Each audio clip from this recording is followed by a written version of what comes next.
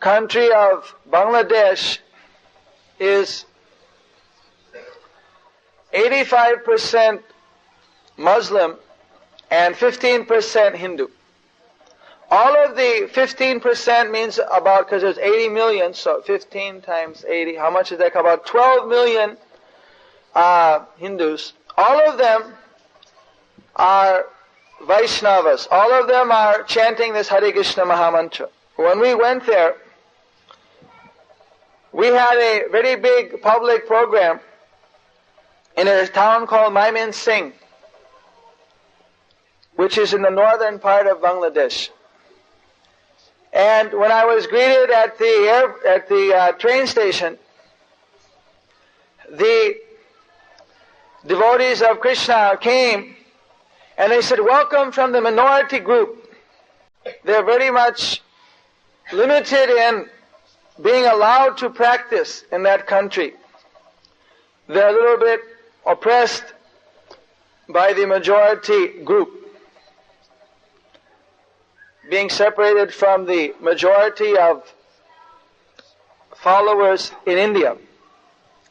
So we had a meeting, and that evening at 6 o'clock, the meeting was scheduled. I arrived about 4 in the afternoon. Within that 2 hours, there was no publicity except word of mouth. 12,000 people gathered, and they were very eager.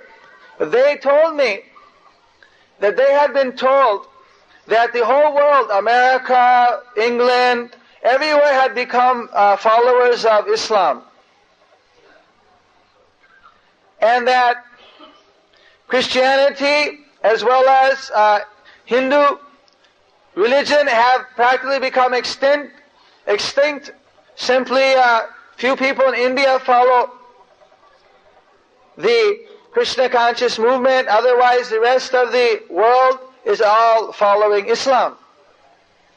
So they said that they were feeling very much intimidated, and they felt a great sense of anxiety,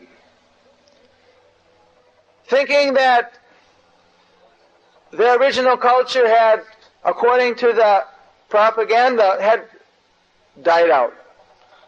Of course, it's not the fact. When we showed them how all over the world people are practicing, then, and how everyone in the whole world is not following Islam,